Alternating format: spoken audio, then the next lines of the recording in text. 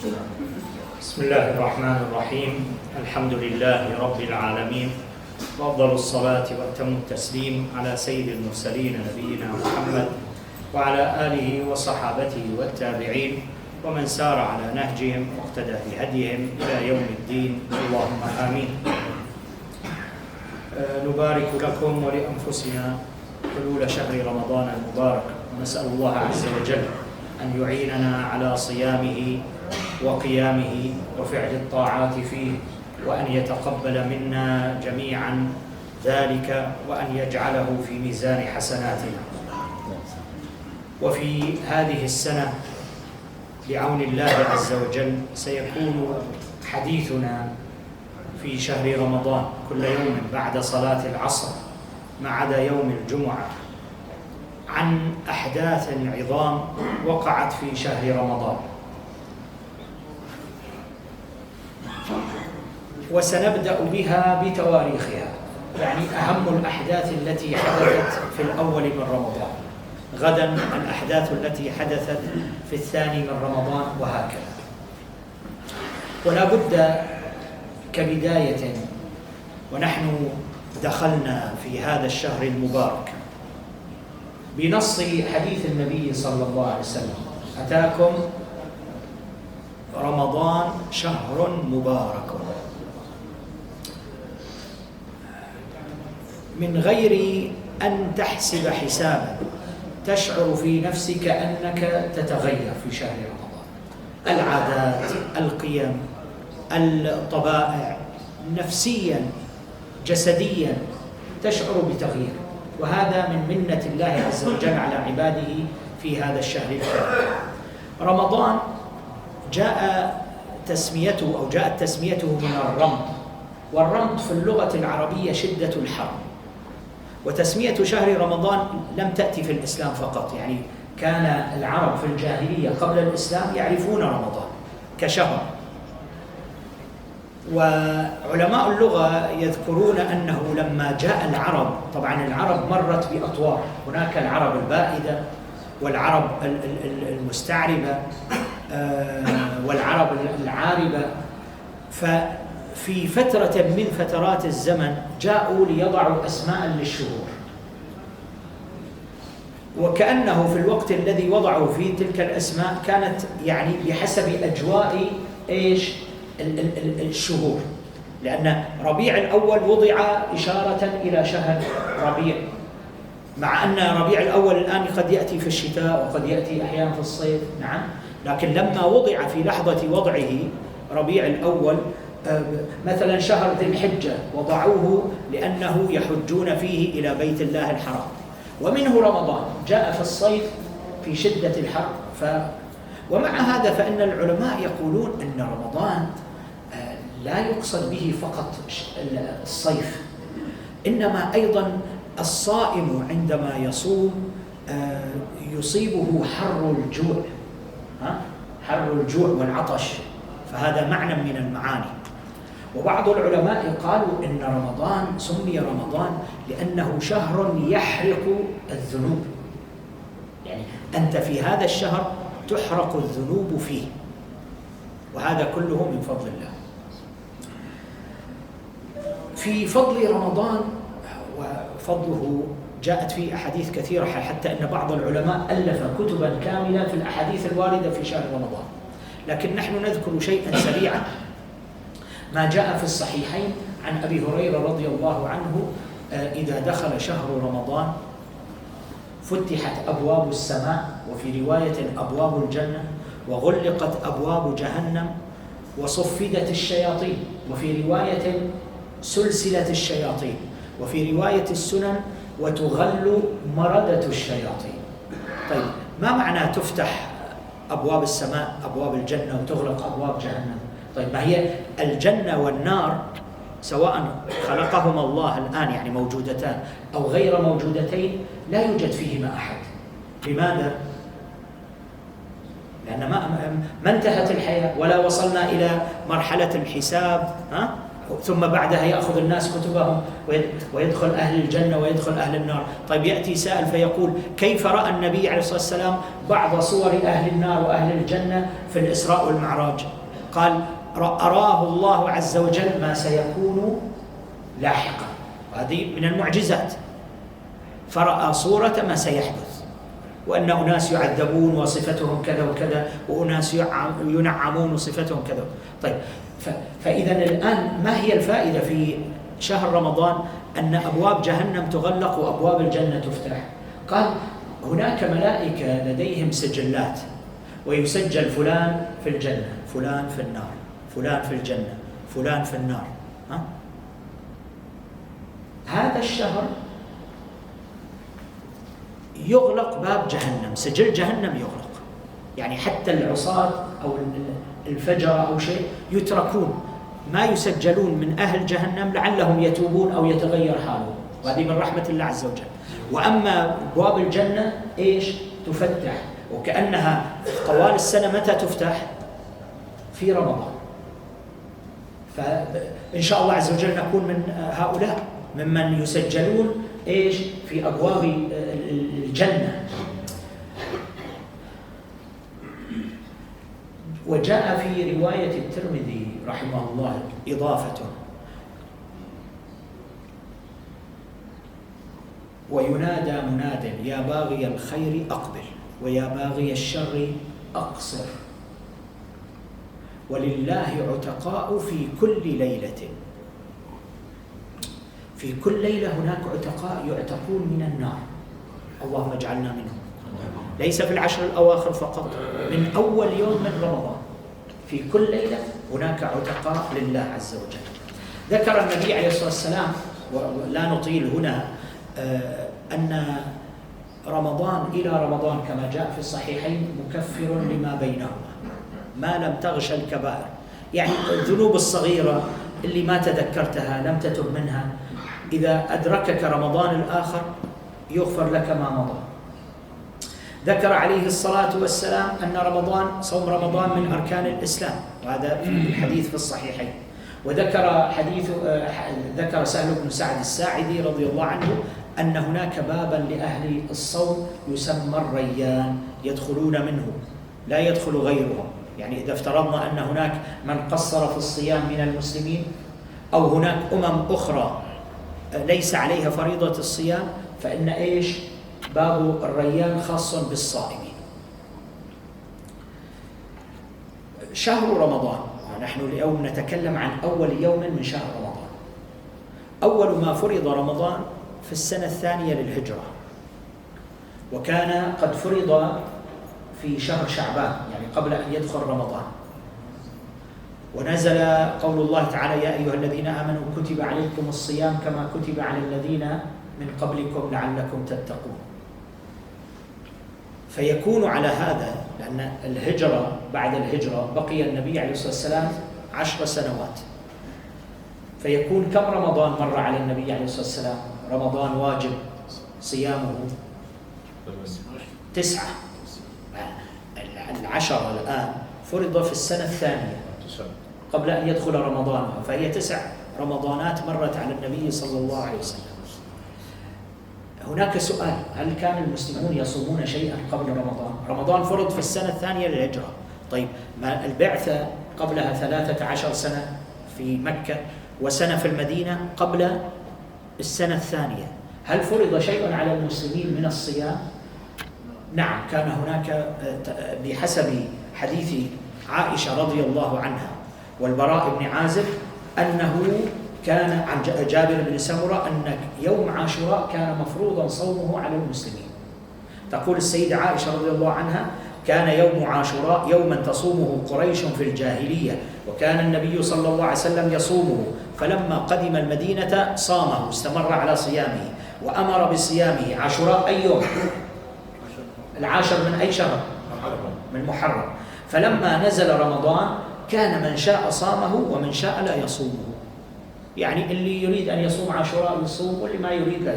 وأخبر جابر بن سمرة قال: كان صلى الله عليه وسلم يأمرنا بصيام يوم عاشوراء ويحثنا عليه ويتعاهدنا عنده فلما فرض رمضان لم يأمرنا ولم ينهنا ولم يتعاهدنا عنده، ترك، لأن أنت عندك صيام كامل، شهر كامل مفروضا، فالنوافل أحببت أن تصومها أو لم تحب. حتى رمضان مر بثلاث مراحل في الصيام، رمضان مر بثلاث مراحل في الصيام. المرحلة الأولى كان صيامه على التخيير، يعني تريد أن تصوم لك أجر، لا تريد أن تصوم ليس عليك وزر. وعلى هذا فسروا الآية: وعلى الذين يطيقونه فدية طعام مسكين، فمن تطوع خيرا فهو خير له وأن تصوموا خير لكم إن كنتم تعلمون. بمعنى من يستطيع أن يصوم لكن لا يريد أن يصوم يفدي إطعام مسكين عن كل يوم يفطر فيه، والذي يريد أن يصوم هذا هو له ثواب أكثر. عن سلمة بن الأكوع أحد الصحابة قال: لما نزلت وعلى الذين يطيقونه فدية طعام مسكين كان من أراد أن يفطر ويفتدي، حتى إذا نزلت الآية التي بعدها فنسختها. يعني هذا التخيير بقي فترة، يبدو في السنة الثانية للهجرة، واللي وقعت فيها معركة بدر ولها حديث مخصص في وقتها، ثم بعد ذلك أصبح صيام رمضان واجبا. هذه المرحلة الثانية اللي هي كانت فيها إلزام المستطيع ورفع التخيير، لكن جعلت مساحة للمعذور المريض والمسافر. قال تعالى: شهر رمضان الذي أنزل فيه القرآن هدى للناس وبينات من الهدى والفرقان فمن شهد منكم الشهر فليصم. لاحظ الأمر: فليصم. ومن كان مريضا أو على سفر فعدة من أيام أخرى. إذا كان مسافر أو مريض لا يستطيع الصيام يقضي أياما أخرى. ثم هذا الصيام الواجب كانت له أيضا ضوابط مشددة، أنك إذا متى ما نمت في الليل بدأ صيامك. يعني صليت التراويح، رحت البيت، أكلت شيئا، ربع ساعة، ساعة، ساعتين، ثم نمت الساعة 1 بالليل، ما تأكل. حتى لو استيقظت قبل أذان الفجر لا تأكل شيئا، ولا يعني كل محرمات الصيام. وكان فيه مشقة، وهذا له قصة. يقول البراء بن عازب: كان أصحاب محمد صلى الله عليه وسلم إذا كان الرجل صائما فحضر الإفطار فنام قبل أن يفطر، يعني حتى لو إن فرضنا أنت قبل المغرب بدقائق يعني من التعب نمت، دخل وقت المغرب، لما تصحى ما تأكل شيء، معناها إيش صار عليك الصيام؟ يوم تسحب الليل مع النهار. قال: فنام قبل أن يفطر لم يأكل ليلته ولا يومه حتى يمسي لليوم الثاني. وإن قيس بن صرمة الأنصاري كان صائما، فلما حضر الإفطار أتى امرأته فقال لها: أعندك طعام؟ يعني جاء إلى المنزل، عندك طعام؟ قالت: لا، ولكن انطلق فأطلب لك. يعني هي تذهب تسأل جيرانها إن في شيء عندكم. وكان يومه يعمل فغلبته عيناه، جاي تعبان من العمل، فقالت: أنا أنتظر دقائق أروح أشوف الجيران لعلي أجد شيء. في هاللحظات إيش حصل معه؟ نام، غفى، ما عاد. قال: وكان يومه يعمل فغلبته عيناه فجاءته امرأته فلما رأته قالت: خيبة لك. إيش خلاص. فلما انتصف النهار غشي عليه، سحب يومين وراء بعض ما يستطيع، فذكر ذلك للنبي صلى الله عليه وسلم فنزلت هذه الآية: أحل لكم ليلة الصيام الرفث إلى نسائكم ففرحوا، لأن سمحت بالليل بعمل يعني كأنك في وضعك الطبيعي حتى إيش يؤذن الفجر، ففرحوا بها فرحا شديدا. ونزلت: وكلوا واشربوا حتى يتبين لكم الخيط الأبيض من الخيط الأسود من الفجر. مما ذكر في أوائل رمضان ما جاء في صحيح مسلم أن النبي صلى الله عليه وسلم كان في بعض الأيام يواصل الليل بالنهار، وهذه خصوصية للنبي عليه الصلاة والسلام. يقول أنس بن مالك: واصل رسول الله صلى الله عليه وسلم في أول شهر رمضان، أول يوم، يعني جاء المغرب وبقي عليه الصلاة والسلام صائما، جاء العشاء وبقي عليه الصلاة والسلام صائما. فبعض الناس إيش من المسلمين من الصحابة قالوا: إحنا مع النبي صلى الله عليه وسلم. فواصل ناس من المسلمين فبلغه ذلك فقال: يدع المتعمقون تعمقهم إنكم لستم مثلي إني أظل يطعمني ربي ويسقيني صلى الله عليه وسلم. يعني أولا أنتم لا يجوز لكم المواصلة، ولذلك عليه الصلاة والسلام ماذا يقول في الحديث الصحيح؟ لا تزال أمتي بخير ما عجلوا الفطور وأخروا السحور. طيب النبي عليه السلام كيف هو بشر؟ قال نعم بشر، لكن له بعض الخصوصيات. فمن معجزاته عليه الصلاة والسلام أن ربنا عز وجل يطعمه ويسقيه. طيب كيف يطعمه ويسقيه؟ هذا شيء ما نراه ولا نعلمه. هذا مثله مثل إيش القصة اللي نقرأها في القرآن؟ قصة من؟ مريم عليه السلام. زكريا تاركها في غرفة مغلقة عند المحراب وتتعبد الله عز وجل. هو زكريا متكفلها وهو اللي يأتي لها بالطعام. يأتي فيجد لها عندها عنب، يجد عندها تفاح. أنى لك هذا؟ قالت هو من عند الله. طيب كيف من عند الله؟ هذه كرامة لمريم عليها السلام. مما جاء في السنة السادسة للهجرة أنه في أول يوم من رمضان أجدب الناس، يعني مرت عليهم أيام طويلة لم ينزل المطر، والمطر مهم لا زال مهما إلى اليوم، لكن قديما للمزارعين ولأهل الرعي وكلها يحتاج إلى المطر. يخبرنا الصحابة أن الناس أجدبوا في السنة السادسة للهجرة، فاستسقى بهم النبي عليه الصلاة والسلام. تقول عائشة رضي الله عنها شكى الناس إلى رسول الله صلى الله عليه وسلم انحباس المطر فأمر بمنبر فوضع له في المصلى، يعني ليس في المسجد إنما في الخلاء في المصلى اللي يصلون فيه العيد وما إلى ذلك، فوضع له المنبر ووعد الناس يوما يخرجون فيه، قال لهم بعد يوم يومين تخرجون إلى هناك. قالت عائشة فخرج رسول الله عليه الصلاة والسلام حين بدا حاجب الشمس أول طلوع شعاعها، فقعد على المنبر فكبر وحمد الله عز وجل، ثم قال إنكم شكوتم جدب دياركم واستبخار المطر عن إبان زمانه عنكم، يعني وقت ظهوره، وقد أمركم الله أن تدعوه ووعدكم أن يستجيب لكم. ثم قال الحمد لله رب العالمين الرحمن الرحيم مالك يوم الدين لا إله إلا الله يفعل ما يريد اللهم أنت الله لا إله إلا أنت الغني ونحن الفقراء أنزل علينا الغيث الذي يغيثنا وينجينا من الهلكة واجعل ما أنزلت لنا قوة وبلاغا إلى حين. ثم رفع يديه صلى الله عليه وسلم فلم يزل في الرفع حتى بدا بياض إبطيه، يعني رفعهما شديدا، ثم حول إلى الناس ظهره لما بدأ هكذا يدعو الناس أمامه، ثم إيش؟ تحول النبي عليه السلام باتجاه القبلة وأعطى ظهره للناس وقلب رداءه، حتى الثوب اللي يلبسه النبي عليه السلام إيش؟ قلبه بالعكس معكوسا وهو رافع يديه، ثم أقبل على الناس ونزل من المنبر فصلى ركعتين فأنشأ الله سحابة فرعدت وبرقت ثم أمطرت بإذن الله. دعاء النبي صلى الله عليه وسلم. إحنا أحيانا نستسقي أسبوع وأسبوعين وثلاثة قال فأمطرت حتى سالت السيول، فلما رأى سرعتهم إلى الكن، لأن الناس يعني أبنية محدودة والمسجد كانوا في الخلاء، فلما بدأ المطر كثيرا إيش؟ انهزموا، كل واحد يركض يدور على ظل وعلى زاوية واللي يروح البيت. نعم. قال ضحك صلى الله عليه وسلم حتى بدت نواجذه فقال أشهد أن الله على كل شيء قدير وأني عبد الله ورسوله.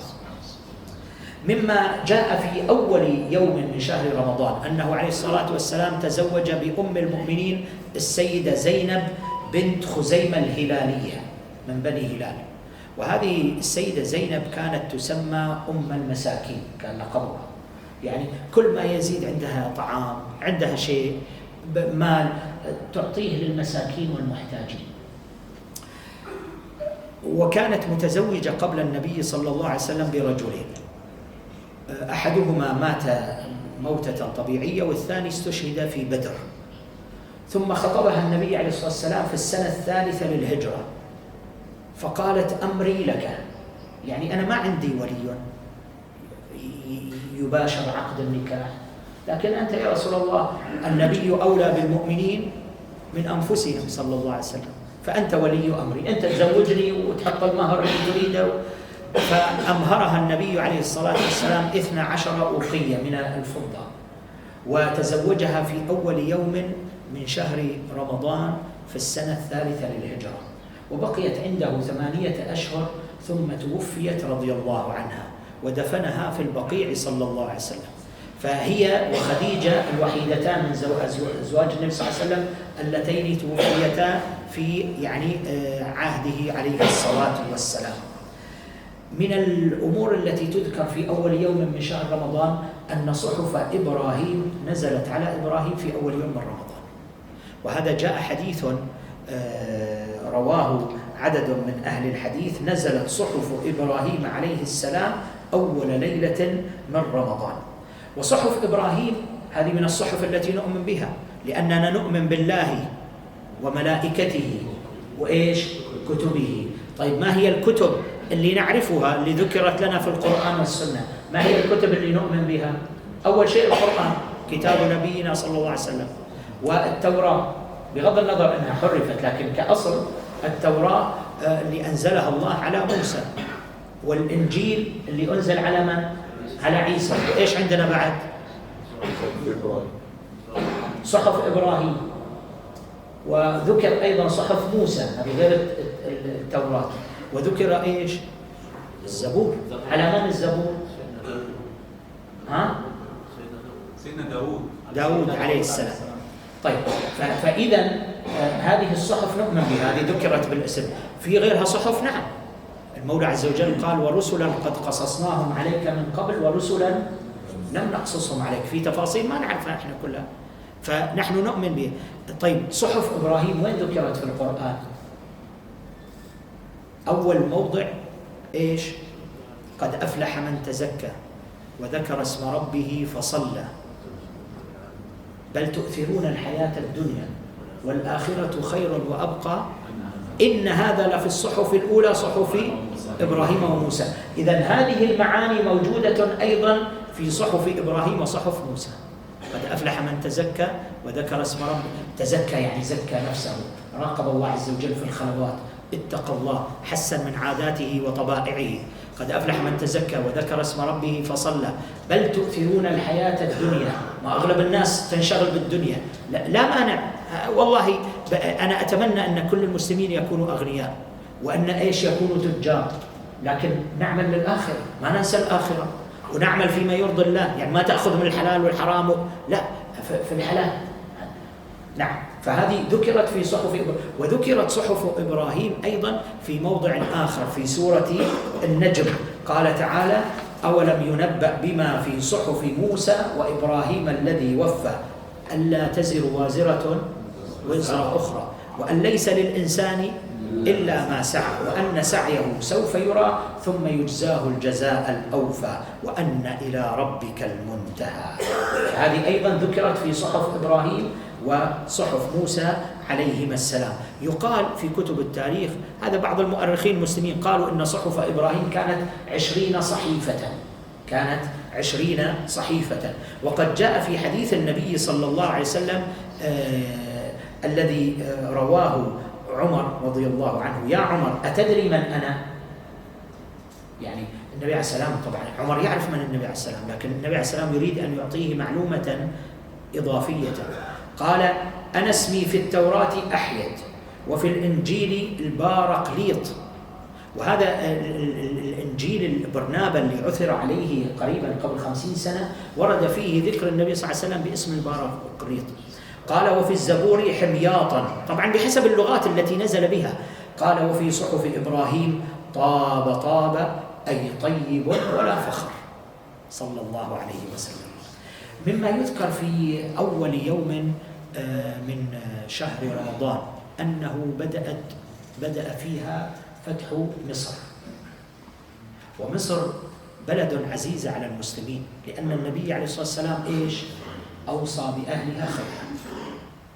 يعني ما هي القصة والله بس يعني، لا، مصر أوصى بها النبي صلى الله عليه وسلم. فأنت إذا حبيت إخواننا المصريين أو اعتنيت بهم أو ساعدتهم، هذا لوصية النبي صلى الله عليه وسلم. نعم، قد جاء عليه الصلاة والسلام حديثه في صحيح مسلم: إنكم ستفتتحون مصرا أرضا يذكر فيها القيراط، يعني يتعاملون بالقيراط، فاستوصوا بأهلها خيرا فإن لهم ذمة ورحمة، وفي رواية صهرا ورحمة. فإذا رأيتم، يقول النبي عليه السلام لأبي ذر، لأن أبو ذر الغفاري راوي الحديث في صحيح مسلم، فإذا رأيتم رجلان يقتتلان في موضع لبنة، مختلفين في أرض على إيش؟ يعني بس مساحة طابوقة، يعني 50-60 سنتي، هذه لي هذه لك. قال فإذا رأيتم، وفي رواية السنن يخبر النبي عليه السلام يخاطب أبا ذر، فإذا رأيت رجلين يقتتلان في موضع لبنة فاخرج منها. أبو ذر يقول فمررت بربيعة وعبد الرحمن ابني شرحبيل بن حسنة. شرحبيل بن حسنة من الصحابة، أولاده كانوا من الفاتحين وسكنوا في مصر. فإيش قال؟ فوجدتهما يتنازعان في موضع لبنة فخرجت منها. وهذا الذي أخبر به أبو ذر، يعني أخبره النبي صلى الله عليه وسلم ورآه أبو ذر، كان بعد وفاة النبي عليه الصلاة والسلام بأكثر من إيش؟ من 15 سنة، لأن النبي عليه السلام ما يخبر إلا بالوحي الصادق المصدوق صلى الله عليه وسلم. وطبعا من الذي فتح مصر؟ عمرو بن العاص. عمرو بن العاص رضي الله عنه من الصحابة، ولاه النبي عليه السلام بعض السرايا. يعني يأتي الآن بعض الناس ويبدأ يتكلم على عمرو بن العاص، صحابي جليل هذا، يعني النبي عليه السلام أعطاه قيادة. ومن الذي أعطاه قيادة أيضا؟ أبو بكر لما أرسل الفتوح إلى بلاد الشام، كان أحد القواد الأربعة اللي فتحوا بلاد الشام. ثم استأذن عمر في فتح مصر فأذن له. يعني هذول كل أبو بكر وعمر ما يعرفون عمرو بن العاص. يأتي بعض الناس الآن يسيء إلى عمرو بن العاص أو يتكلم عليه. استأذن عمر رضي الله عنه فأذن له في فتح مصر، فدخلها في أول يوم من شهر رمضان. ابتدأ بفتح العريش ثم الفيوم، ثم انتقل إلى عين شمس اللي هي الآن موضع الجامعة. هذه عين شمس حي في القاهرة، لكن وقتها كانت منطقة، يعني القاهرة كبناء ما كانت بهذا الأمر. ولذلك هو بعد أن افتتح عين شمس بنى الفسطاط. الفسطاط هو عبارة عن الخيم التي بنيت لجيوش المسلمين. هذه كان مبتدأ يعني القاهرة القديمة التي توسعت. مما جاء في أول يوم من شهر رمضان، ونختم بهذه الحادثة اللي هي نوعا ما مؤلمة، لكنها شيء وقع في التاريخ. في عام 654 للهجرة، يعني بعد وفاة النبي عليه الصلاة والسلام تقريبا ب 644 سنة، وقع حريق في المسجد النبوي في أول يوم من رمضان، وكان يوم الجمعة. صلى الناس التراويح، فقام أحد خدام المسجد وذكروا اسمه أبو بكر المراغي، قام إلى غرب المسجد النبوي وفيه مثل مستودع وضعوا فيه زيوت القناديل. قبل ما كانوا كيف يضيئون؟ بزيوت القناديل. فأخذ معه نارا حتى يعني يرى في الليل. دخل المستودع فأخذ ما يريد من الزيوت ونسي إيش؟